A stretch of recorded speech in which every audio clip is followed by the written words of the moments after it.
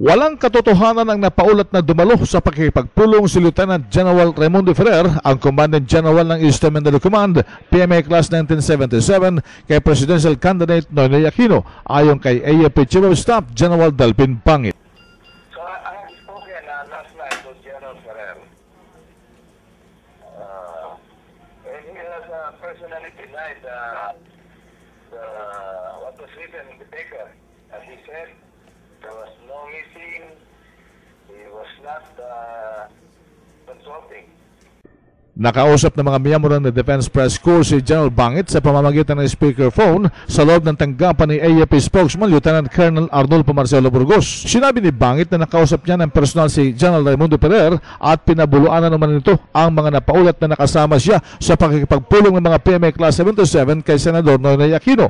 Gayunpaman, ayon kay Bangit, ay inutos na rin niya ang masusing investigasyon sa nasabing insidente. That's right. As of now, we are conducting investigation.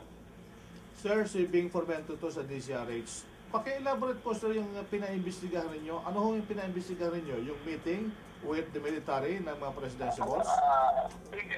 If it is because of the publication, we would like to find out if it is true or not. We are trying to find out kung alam mo, hindi naman yung downtown meeting per se, hindi naman talaga sa akin would refer to a violation of politicking yung sinasabi. Basta, kaya nga, very careful kami dito. We would like to find out kung ano ba talaga itong, ano ba ito talagang meeting na to. If they are politicking, if they are engaging in political partisan or political activities, then yun ang bawal.